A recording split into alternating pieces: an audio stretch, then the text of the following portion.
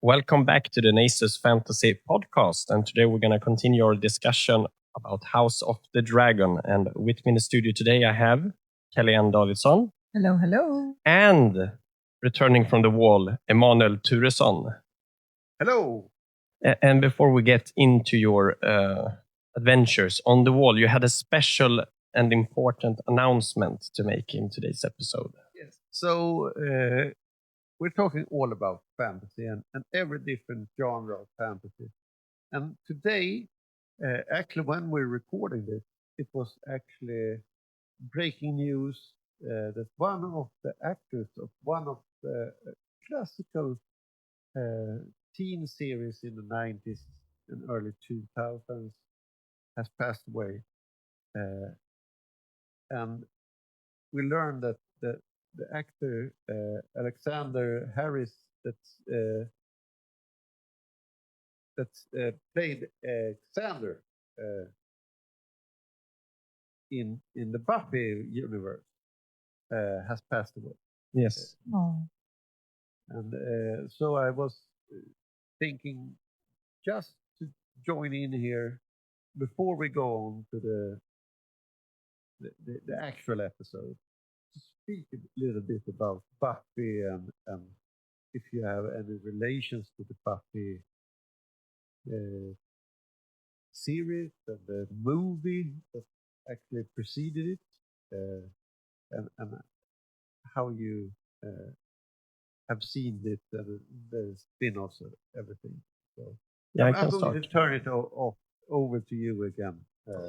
Yeah, my memories of Buffy the Vampire Slayer is that I saw a couple of random episodes in my youth on the television.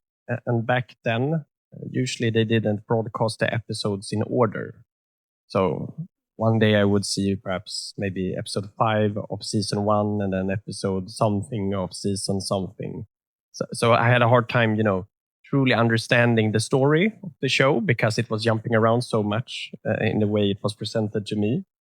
But I remember I liked the episodes. I've always been a big fan of vampire stories. So I liked Buffy the Vampire Slayer, Killer? I don't remember. Slayer, yes, she was the slayer of vampires. So that's what I remember. Perhaps I was maybe 12 when I first saw it. She's almost like a vampire slaying version of Laura Croft with an English butler. Kelly, do you have any memories of Buffy? Oh, very weak ones. I do remember I've seen some bits of episodes on the TV when I was younger. And I think I was around 10 or 11 when I first saw. I do believe my mother used to watch, or maybe used to watch Buffy the Vampire Slayer sometimes. So I just going to explain a bit. I'm a bit older, as everybody knows, and I actually saw the movie that was preceding the series, and I started to like it. So I was a bit like, well, this is not my Buffy when the series started, and I was like, but still, it was during the time when you were of the right age, it was a big thing in the youth culture. Buffy the Vampire was huge, and there was Sarah Michelle Gellar as Buffy, and you had Sander, the one now that has passed away. And this is actually pretty interesting because it was a big thing about they trying to do a reunion and a new episode or a new season of Buffy during the last year that recently was cancelled. So I don't know how he died or anything about it. I just know that he died pretty recently. So I just wanted to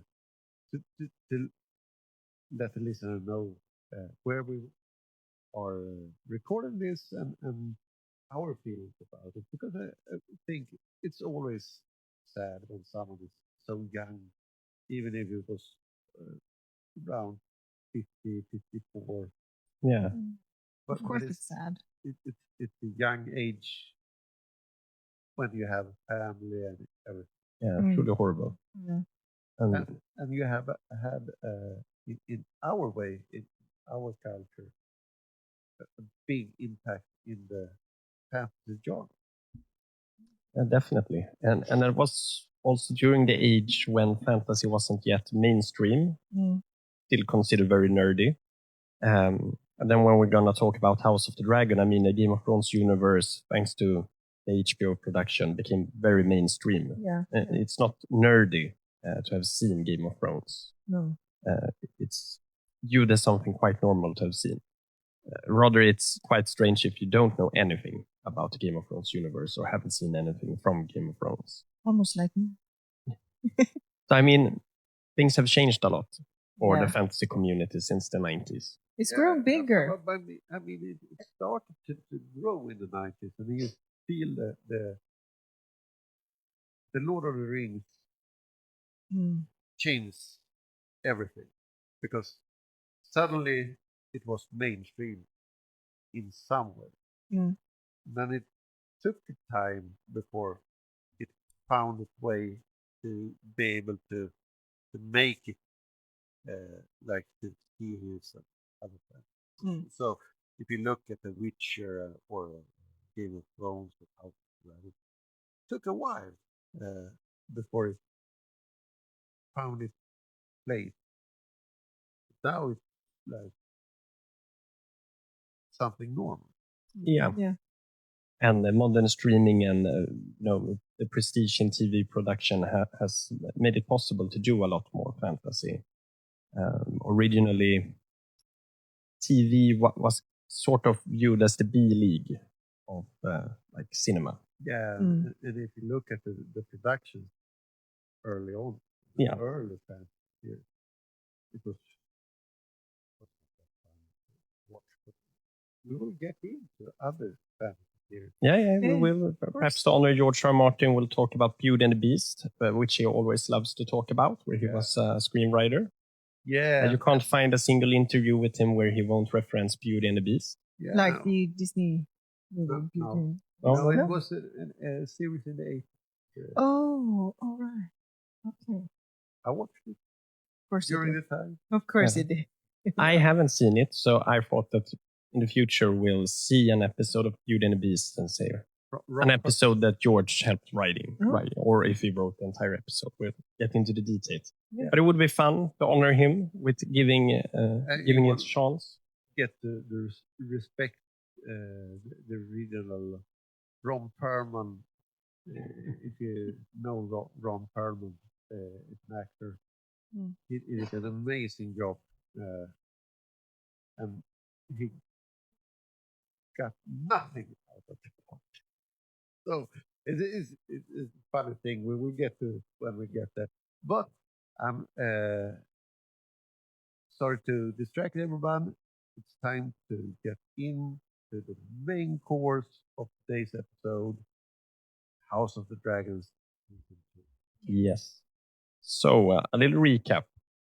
Season 1 set the stage of the conflict. We got to learn the different family members, the reason why there would be a succession crisis. Mm. And the season 1 ends off where it feels like, okay, here comes the war. Oh, yeah, right. And it comes as no surprise that season 2, the war doesn't come. No. It's a big drag of the war is coming, the war is coming, the war is coming. And sure, we have this battle where we get to see the dragons fight. Mm. But I have a feeling that a lot of the fans, they were longing for the war and felt that season 2 dragged a bit too much. And I can relate partially to that and feel that some parts of it almost became a bit irritating.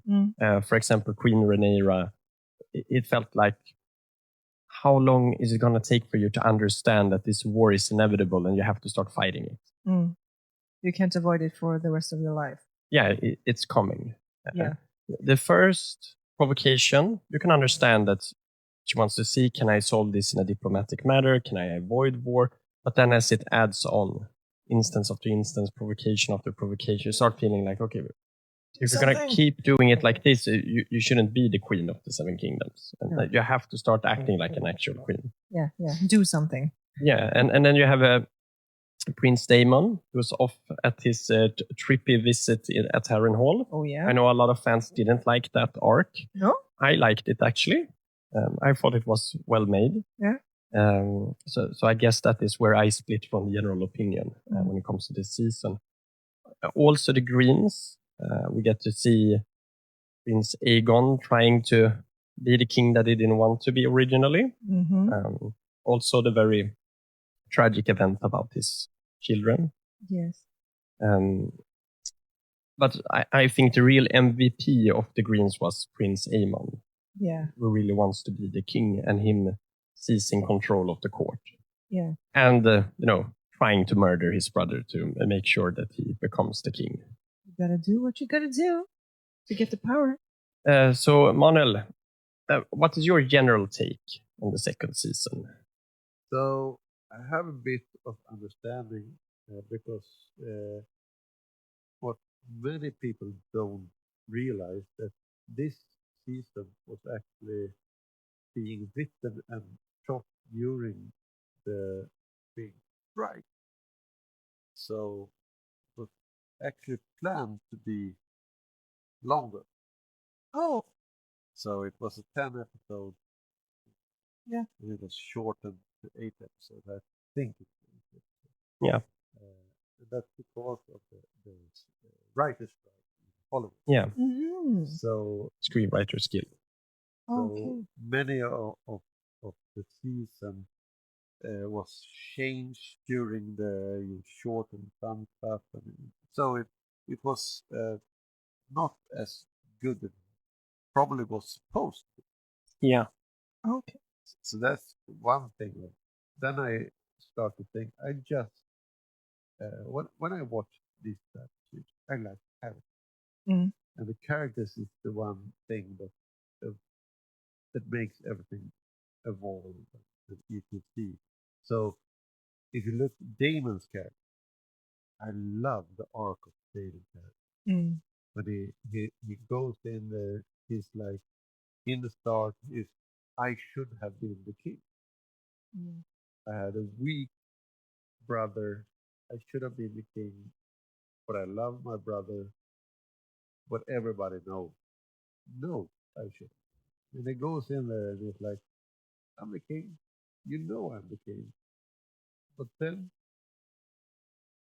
in the end of his arc, for this season, he bends the knee to the king. Yeah. It was a powerful scene, actually. Very powerful, and it's called to war. But that also brings me to that one of my favorite side characters, the Castellan of Harrenhal. Yeah. And for those who don't know, a Castellan in medieval Europe was someone who was placed in charge with running a castle and maintaining the castle.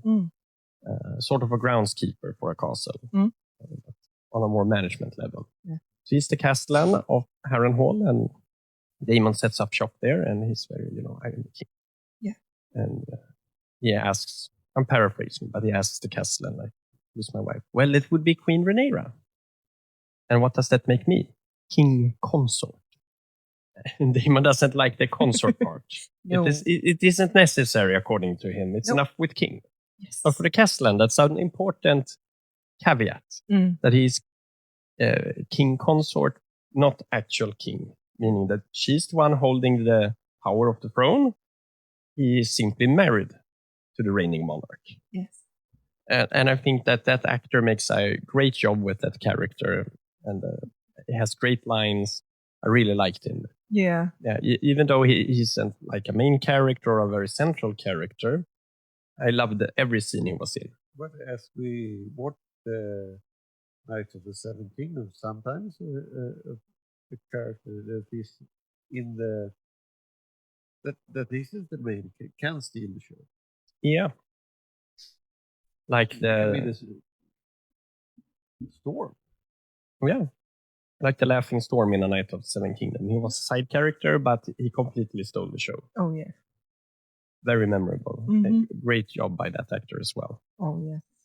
And he actually applied to be part of the Game of Thrones prior. Oh, he did. Yeah, and he didn't get the part, and then he get this part, and then he sees the show. So it's funny. Yeah. He gets to come back and see, in a sense that Yeah. he was supposed to. You applied for a different character in the main scene. Didn't get part, but he got this part. Well, hopefully we'll get to see him in more shows and movies. Yeah, I think he's going to have a very illustrious career. Yeah. I'm pretty sure of that. But otherwise, when it comes to season 2 of House of the Dragon,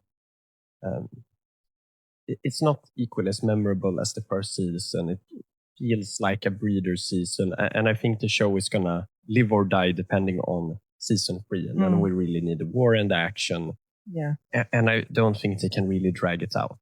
Yeah, but the thing is, you're written everything according to the book. The books already tell you what's going to happen. So you know the scenes and the things that are going to happen. I'm not going to For me, I haven't read the books. No, so for me, it's total surprise. Yeah, I'm not going to do any spoilers, but I mean, the action part are depending on where you choose to show the action, and there are. I think they can make everything really good or really bad. It comes to the option they choose to do in the type of everything. But when it comes to season 2, I think season 2 gets low played as a bit of a failure or for many people, because it's not the same as season 1. But I think sometimes you need to build. And I think even though you don't know it yet, that the building that season 2 will make season 3 really good. Because if you didn't have the low, you can't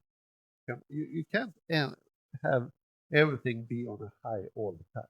No. You need to go down so you can go up. Yeah. And I think that also naturally brings us into a bit of the drama when it comes to season 2, which is the conflict between George R. R. Martin, the author of the book, and the showrunner Ryan Condal. And the pinnacle of that conflict was when George went out on his own website and wrote a blog post called Beware the Butterfly Effect, where he critiqued some of the changes they did in that season, which he mean will have repercussions on the rest of the show. And one of the things that George complained about was the removal of one of the sons, Prince Maelor, which is not in the show. And it's been very public about this conflict between them. And for the run-up of A Night of the Seven Kingdoms, a lot of fans was worried how are HBO going to handle that. But George said that he has a much better relation with the showrunner of A Night of the Seven Kingdoms. So there's a lot of pressure on Ryan to perform in this season because he has the author against him and thus the fandom against him. Where George has said that he almost put it in a way of saying that the problem with Hollywood showrunners and scriptwriters are you have that job because you're not a published author. I wrote a book. You bought the rights to adapt the book. You're not better than me. Just adapt what I wrote. You're quote unquote a failure. Burn. And I'm paraphrasing a little bit, but that was pretty much what George was trying to say in his blog post. Yeah, but if you have made the series the way he wrote it, you couldn't have it as a script. Because the thing is, I'm going to spoil not the plot, but the way the book is. So the thing is about the book, it's written between 3 different characters. Oh, so 3 point of views. So so the thing is, the actual book is written maybe 100 years or maybe 50 years later. Maybe 50 years is probably. I don't know. Maybe 50. But he interviews 3 different characters about the things that happened during the war. The 3 different characters have 3 different opinions about stuff. Of course. So one is very much towards one of them. They did nothing wrong, of course. And the other one is, well, this is probably what happened. And then you have the Joker, which is, they have a dwarf character that is like a jester. And he doesn't care about anything. He just plays. And you don't know if this character is called Mushroom as well. If he has the true story, because you feel that he doesn't care if someone is offended. But you also feel that he may be intentional because he has the power to do anything. He has flaws, he has an audience, he gets to perform. So he explains the way he feels. So you have these 3 characters explaining the whole force. So many different things are explained in 3 different versions. Okay. So sometimes there's 1 version, sometimes 2 versions, 3 versions. So you don't know what actually happened. Because everything it's history. We don't know anymore. Because no one there sat and wrote exactly what happened. They just explain what they thought. Yeah. And I also think that another aspect of it is that as an author, you write a work and you're sort of the god of that universe. So you know what actually happened because you're the creator of the universe. You decide the rules. Yeah. But also when you're turning your book over to someone else to make an adaptation, it doesn't matter if it's a video game, a movie, or an animation. They're going to make their interpretation of your work. But I think that is probably hard for an author to handle when you perhaps don't agree with the direction they're going or what they're taking away from your literature. And that even comes down to when you're talking to fans. Like I have a little following of the books I've written. Yeah. And sometimes it's interesting, to talk to them and hear, okay, what do you feel or think? What's your take on what's happening? And they have a right to their interpretation. I can't sit there and say, no, you're misinterpreting this. This character is actually this way, or this is the actual motivations of that character. No, art is personal in that way. Yeah. What you take with that. And, not to shade George in any manner. I can't say that I would be any better if I ever reached a point where a production company like HBO wanted to make a movie or a TV show out of something I've written. Yeah. That's like, it's big, it's complicated. So I don't think that Ryan have any ill will or bad intentions. He's also an executive producer, so he's supposed to make good art, but there's also a business side of it. He has a budget, he has targets and quotes he has to reach. Of course. So I mean, it's not just art for him, it's also a business. The Yeah, people funding the production wants to earn money at the end of the day. Yeah, everything's about money. Yeah, that's why they're funding it. Yeah, yes. But going back to the actual season, I would say I still liked it. I love Westeros. I love these characters. So I enjoyed the show as a whole. Although yeah, I could feel that it dragged on a bit too much. Perhaps the build up to the actual war for me could have been just 4 episodes, 5 tops, and then to see, start of the war, and that the season would have ended with perhaps some sort of climax in the war, or at a point where you're unsure which side is going to win the war. And then in the next season, we get the conclusion of the war and the aftermath of the war. Yeah. For sure, there's always more things you could have wanted from something. Yeah. But I'd rather have season 2 of House of the Dragon than no season 2 of House of the Dragon. So I'm clearly looking forward to the 3rd season and to see who's going to win. And that brings me over to the next question of the episode. Who are we supporting? Team Black. For Kelly, it's Team Black. Manne, who do you support? I'm green all the way. The Greens.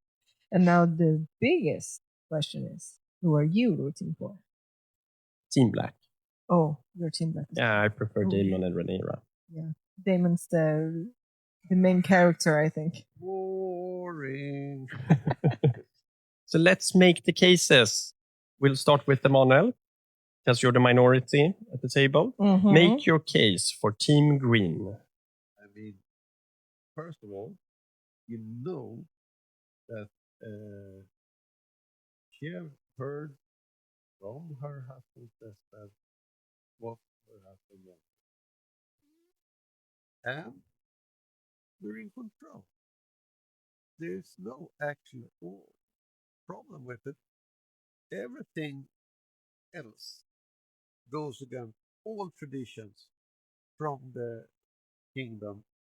And if the king in question would actually support them, the notion of a queen instead of a king, it would have been king. The queen that never was should have been queen. So he already said, I'll take this position because I follow the tradition. So it's pretty clear that the way the story for the king, he can't go back just because he feels like it when he's taking power because of the same thing. Yeah. Kelly, what are your arguments for Team Black? Why is Rhaenyra the rightful queen of the 7 kingdoms? Because he changed the line of succession to her 20 years ago, I think. Around 20 years. And he stood by his word for all those years until the day he passed away. And as we spoke about in the last episode of the House of the Dragons, nobody ever actually listened to what he said. They misinterpreted him all the time. So when he spoke to his wife about King Aegon, yes, it was the story, not the actual person who's alive. Yeah. And I'm going to try to complicate this a bit more because, yes, I am Team Black, but there are subcategories in Team Black. Well, Rhaenyra is the rightful queen, but then we have the question of the rightful prince. And the 2 eldest sons are clearly bastards. Mm-hmm. So they are bastards and can therefore not inherit the throne. So it is the firstborn child of Daemon and Rhaenyra that is next in the line of succession after the queen. That is where I sit in this succession question. Yeah, I agree. It's time to admit that the black-haired child is a bastard. Both of them are bastards. So you mean that if a black-haired child can't be a true Targaryen? No, definitely not. They have to add that clause in the line of succession that you need to have the silver hair and the purple eyes, because otherwise you don't have divine dragon blood. No. This is like the ancient Egyptians. Yes. So then we can actually confirm that Jon Snow is not a Targaryen. Yes. Not according to the Vikander interpretation of of the Iron Throne law of succession. A bit niche. Not everybody in the Citadel studies my work when it comes to this, but I have a very clear scholarly way of thinking here. That the entire claim to the throne is because of Valyrian blood. Therefore, the crown must have Valyrian blood, and the indicator of being a purebred Valyrian is silver hair. Yeah. And this is also where we're practicing the incest when it comes to royal family, to keep the divine blood, yet again, like the ancient pharaohs of Egypt. Yes. You can't dilute the divine blood. No. They must keep pumping their cousins and siblings. Yeah. And parents. Everybody with silver hair gets to be a part of this. It's a family affair. It's a family, very much a family affair. It's an incest fest, as we say in Sweden. But that also brings me to some of the also controversial decisions of Queen Rhaenyra, like gathering Targaryen bastards and making them dragon lords. Oh yeah. So what do we think about these new dragon riders? We have the big talker from Fleabottom. I don't remember his name right now, but he liked to talk about being a Targaryen bastard at the pub when that resulted in free mead. He got a little bit more skeptical when you actually have to do something and have to risk your life. He just wanted to tell cool stories at the pub. Yeah. It's not fun when you have to risk your life doing something. Then we have the second bastard who tried to take care of his family, and his child died because of the famine caused by Rhaenyra's blockade of King's Landing. Ul, I think his name was? Maybe. And then we have the third one, who isn't a Targaryen bastard, but a Velaryon bastard. Yeah. But the Velaryons are also of old Valyria, so they also have Valyrian blood. Yes. Which was also another point of controversy, but connected to season 1, which was that they used African American actors for the Velaryons, which some fans didn't like, saying that, they can't have that skin color because the Valyrians are white. Yeah, but the Valyrians also have purple eyes, and no one in any season has purple eyes. Yeah. No. So yeah, for me, that's just I call it bullshit. Also, so they're the descendants of an ancient empire, a civilization that has collapsed. So sure, they can have been dark-skinned people from that continent who belong to royalty. Or probably there was a complete society with every type of color. It doesn't really matter because we don't know about that continent. Yeah, the lost society. Yeah. It could have been green or black, or white or yellow or purple. I mean, we don't know, so why do we care? Yeah. And I think, and the sea snake is a brilliant character. Yes, he's the best. Yes. So I mean, if you take away the sea snake, many things about the series goes a lot worse. So I think you have to look.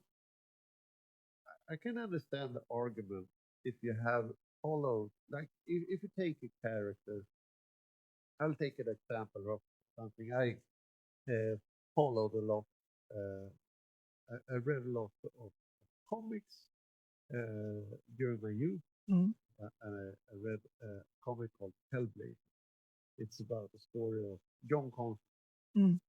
John Constantine is a blonde-haired, blue-eyed English guy during the 1980s that's like a working class guy that like don't like Margaret Thatcher. And then they make a movie about it, and it's Keanu Reeves. Yeah. It's not the same. Doesn't mean I don't like the movie. It's just a different interpretation of the character. Yeah, exactly. I was also thinking about when it comes to House of the Dragon, House Velaryon, because you haven't seen Game of Thrones yet. We're getting to that next. Yes. But the Velaryons aren't mentioned in that show. At all? No, not at all. That house isn't present at all. If that means that they've completely died out or aren't just powerful and relevant anymore, I don't have an answer for that. But perhaps we'll get an answer to why during this show we'll see the fall of that house. Because at this point, they're one of the richest houses in Westeros. They have the most powerful navy. They control the sea trade with Essos. But jump forward in time to Game of Thrones. The most powerful naval family seems to be the Greyjoys of the Iron Islands. Sure. One of them. Yeah, when you go out from what information you're presented in the TV show. Yeah. They don't show you any other naval family. Yeah. Sure. Yeah. So, I mean, it's also going to be interesting because that brings me back to what I said earlier with when you hand over your work for a different adaptation forum, it becomes its own thing. Yeah. So you can't confuse the books with the TV show because they are inherently different. And Andrei Sapkowski said the same thing when he was asked about the Netflix show. And he said, the Netflix show is its own thing. I don't have an opinion on it. If you want to ask me about The Witcher, you have to ask me about the books that I wrote. Not the video games or the TV show. Yeah. They're their own things. And they have nothing to do with my books. He went as far as saying that. That he has a complete firewall between these things and says you shouldn't mix them together. You shouldn't mix information from them. Oh. And if you take then the same viewpoint with the TV show and try to remove all the details from the books and just what is presented to me through HBO, well, then we're going to need an answer. What happened to this family? Why are they never mentioned in Game of Thrones? Why are they no longer a powerful naval family? Why is it just the Greyjoys and Iron Islands now? Maybe they all died in the big war. We'll see. Yeah. We'll see what HBO decides to do. But Yes. that's the big thing about. You have to understand if you're making a movie or TV, you can't have 3 points of view characters because it would be chaotic.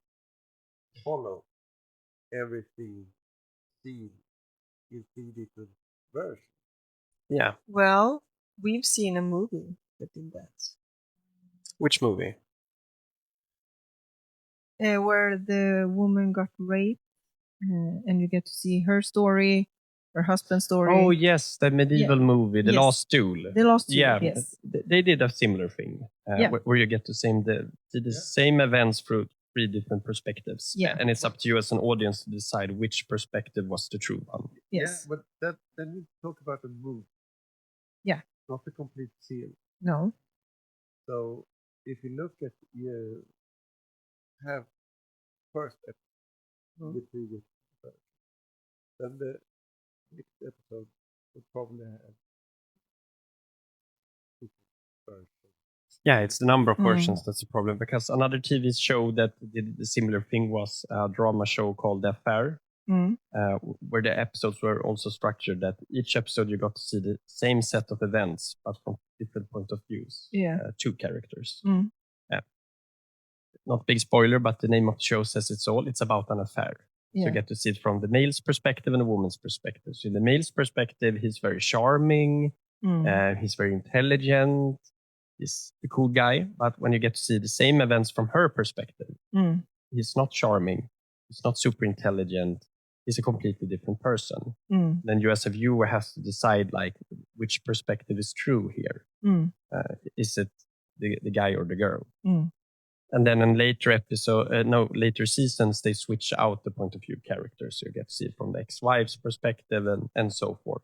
But I think you have a point, Emanuel, that it worked for The Affair because it's just 2 point of views per episode. So it's basically the same episode done twice with some details changing. Yeah. And then as a viewer, you would know that, okay, I saw his account of events and her accounts of events. These things happened the same way. So that must be true. And these scenes happen differently. So here there can only be one true. And I have to figure out which one is true, which one is correct, and I have to pick a side. Mm.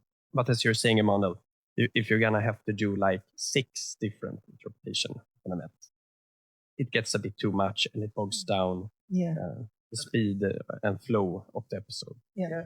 So then we will probably be back in season 1. Yeah. Mm. And then you have to choose.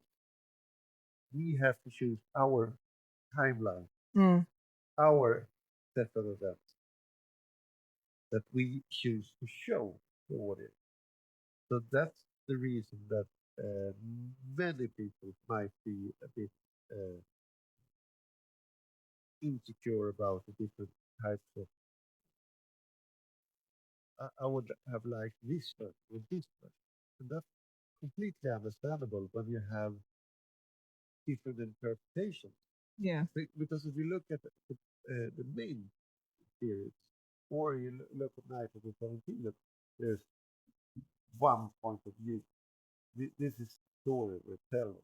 Yeah. But when you have different kinds of views, that this is this thing happened, but we have different versions of how it. Yeah.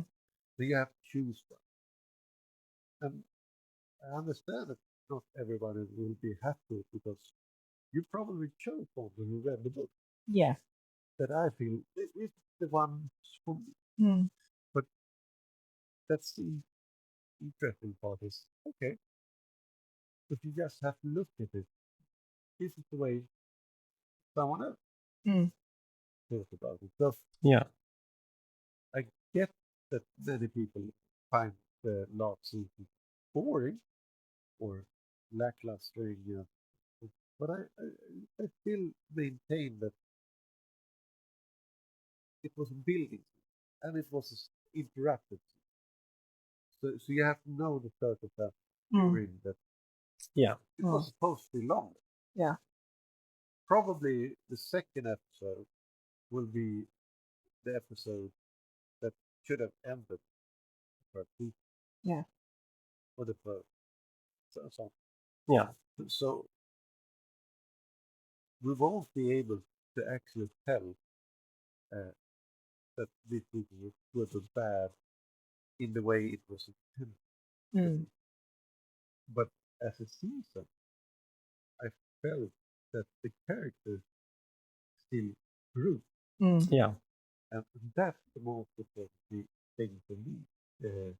Because you have to look at it at a completion, not just during. And that brings us also to the next controversial part of season 2, Rhaenyra's lesbian action, which apparently was on the initiative of the actress who played Rhaenyra, that she wanted that in their script and that the showrunners liked it and they did that scene. And that also rubbed some shoulders the wrong way in the fandom. Of course. Yeah, but and I get that because that was not her character during the book. But in the same way, you can look at it if you, I'm not sure.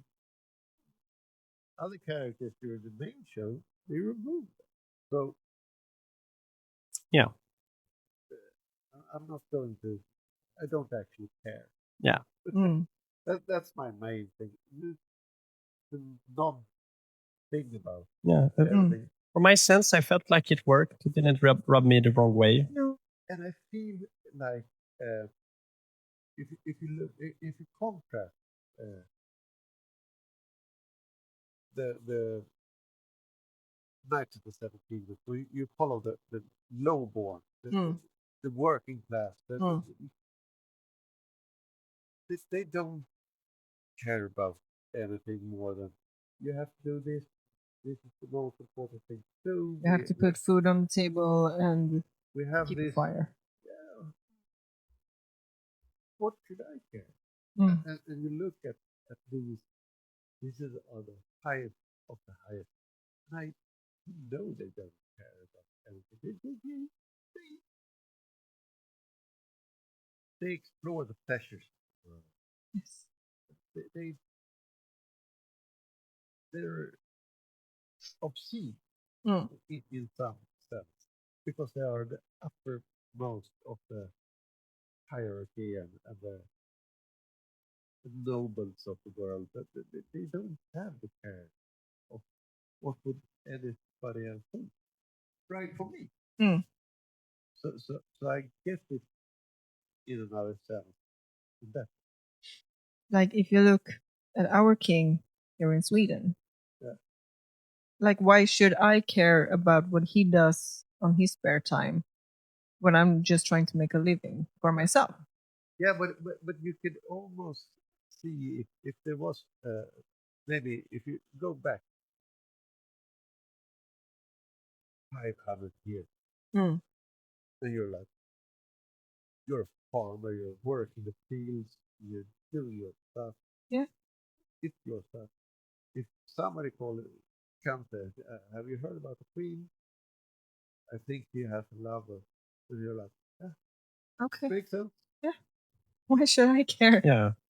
But also when it comes to this stigma about sexuality, I think that although fantasy is usually inspired by real history and real cultures, it's at the end, when it comes to works like Tarkovsky's The Witcher or George R. Martin's Westeros, it's a secondary world, meaning it's a different universe with a different history, different cultural norms. Mm. Meaning that just because in medieval Europe was frowned upon being gay, doesn't mean that in a fictitious fantasy setting that they necessarily have to have that opinion as well. Because okay, why in medieval Europe didn't we like homosexuality?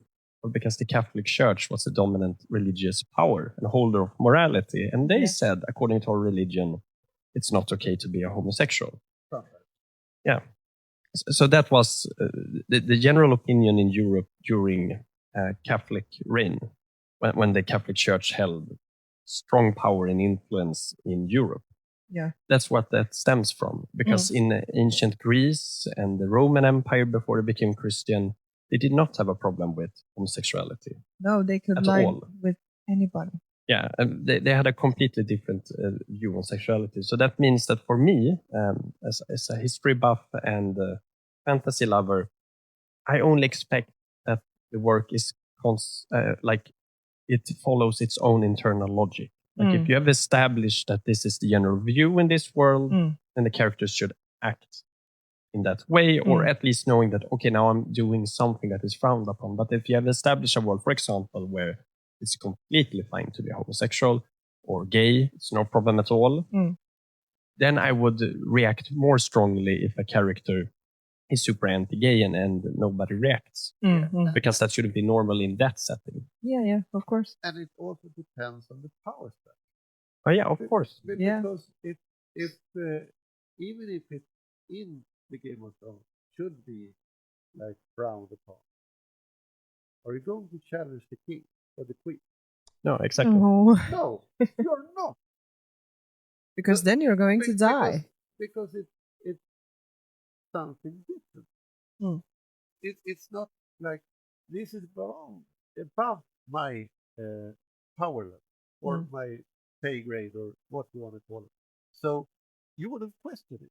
It's just they're doing their stuff. Yeah, exactly. So there's always the power dynamic as well. Yeah. So that's why I didn't have a problem with it. Yeah.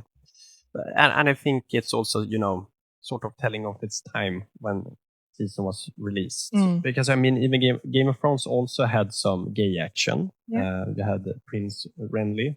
And no one questioned that. No one questioned that, wasn't a problem. So it speaks about, the times we live in. That this came out when there was a heated online debate about wokeism and gender politics and inclusivity.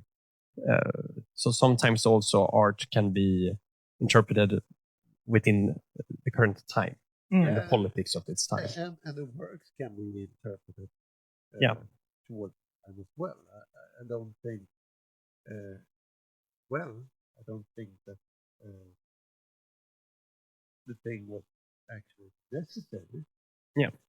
What I didn't care about it was just part of her story. Did I think it was a complete thing that I was, this is I love this until the lesbian kiss, and then now I just can't watch it. Yeah, or I was like, the lesbianism was the thing that made it. No, it was just something that was her. I don't feel either way about it. And I don't, exactly. I don't like.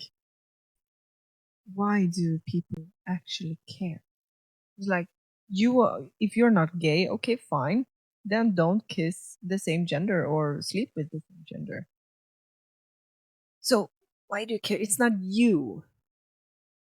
So why do I don't personally understand why do people hate it so much when TV shows and movies show gay people or transgender people or anything like that.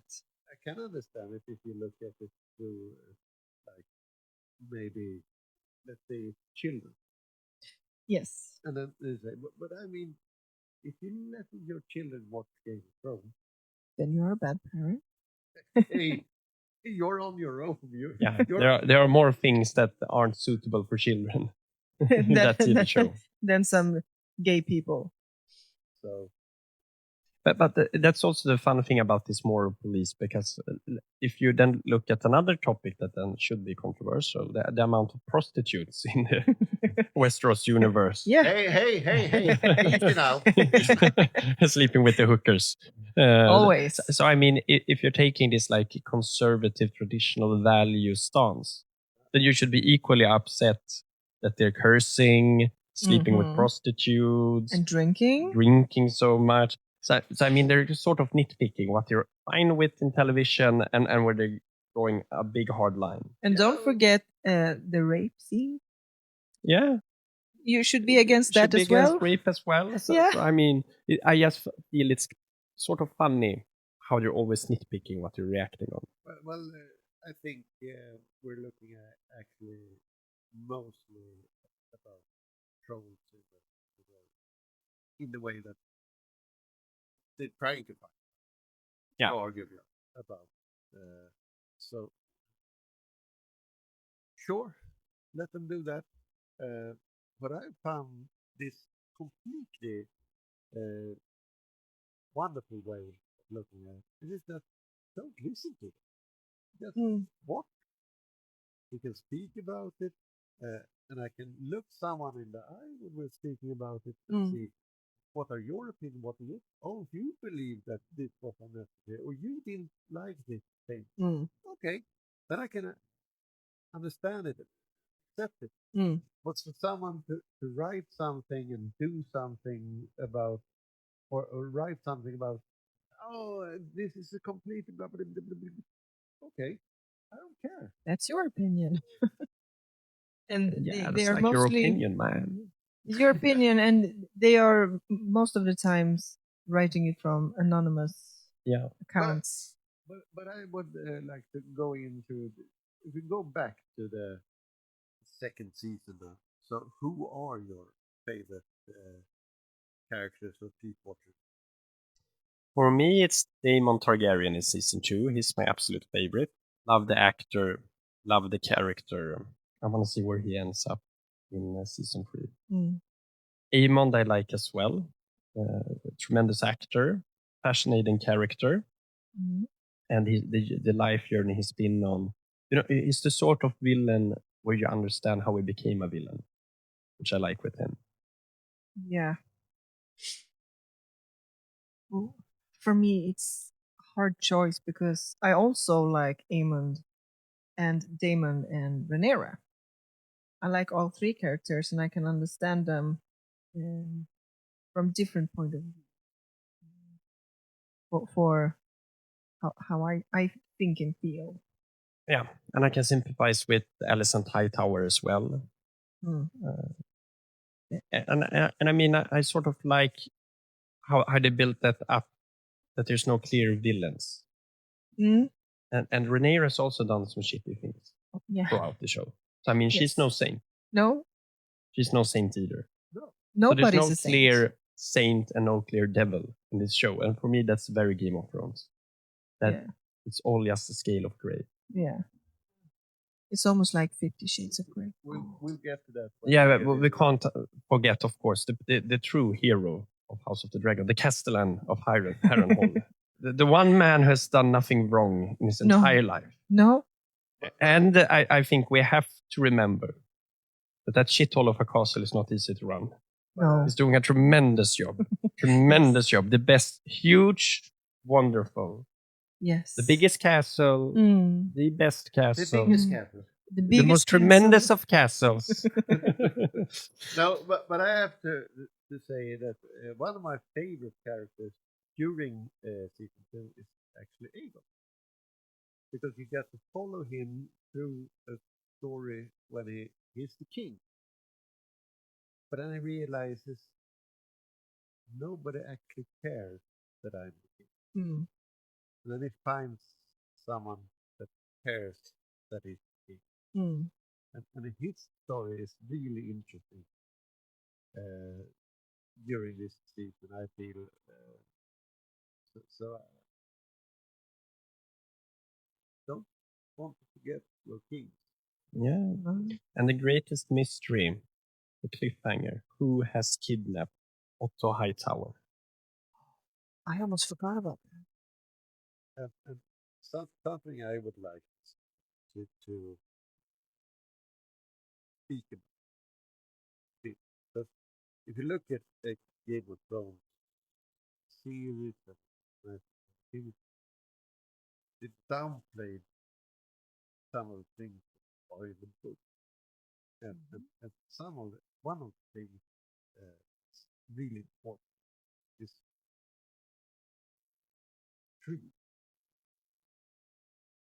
trees of the old. Oh. And you know, trees of the old connection world. Mm. The really kind of the old type of magic. Mm. And the bed that David sleeps, the only bed made from wood from one of these trees. The wolf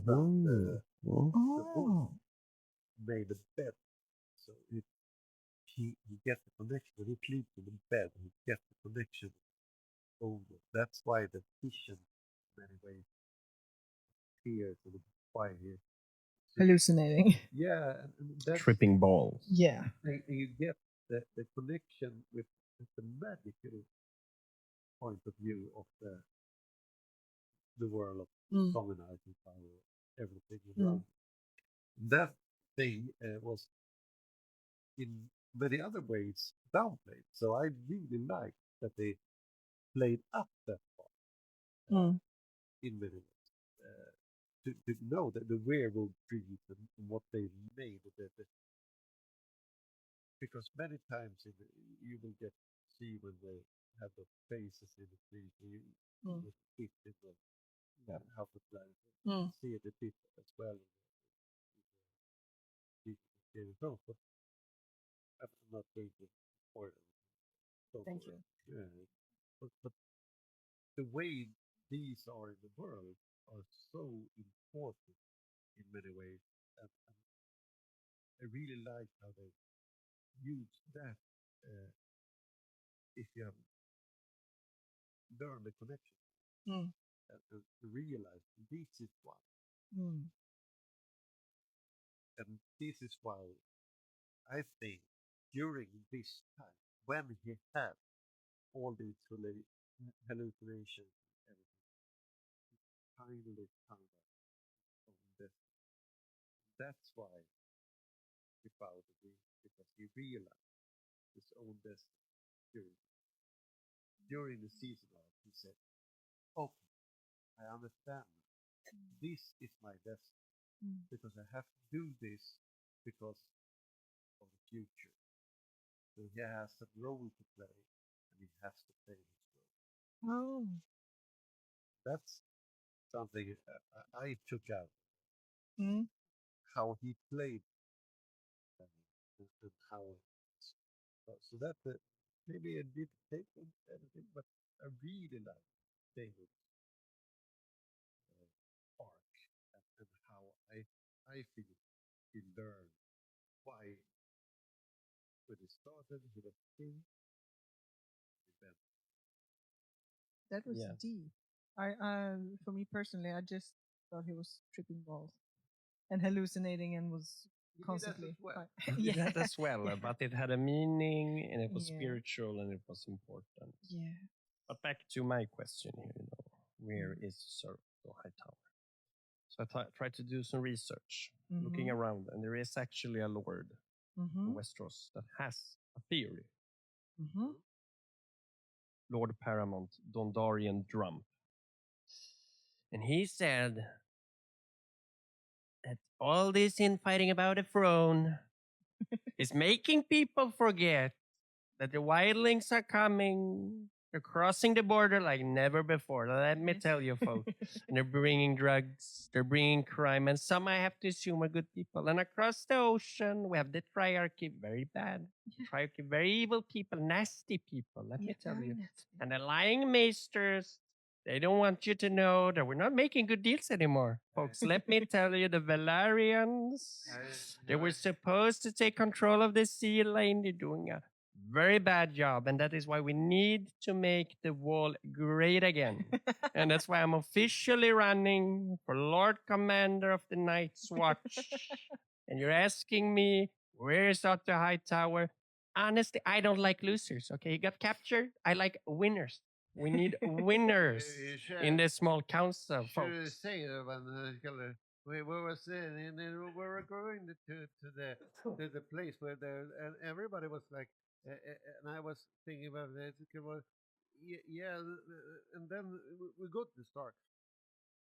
Yeah, and I'm gonna turn the microphone over to my great friend, very smart guy, who has a very good show in the Citadel called The Infowars of Westeros. Grand Maester Alexandros Jones.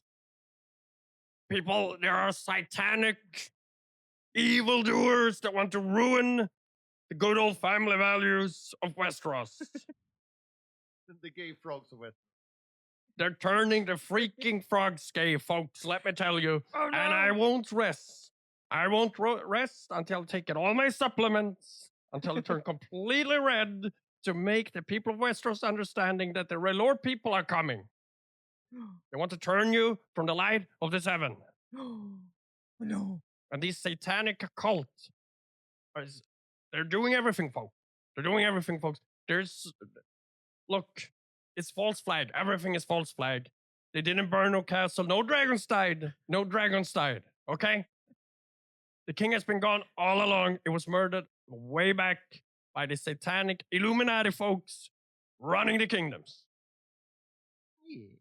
Yes. So Yes. I mean, these are strong theories. I mean, Yeah. and I found this on the very trustworthy Ravens of Castle Reddit, Oh. and yeah, you have to believe this stuff. I mean, just look at the evidence. Yeah, yeah.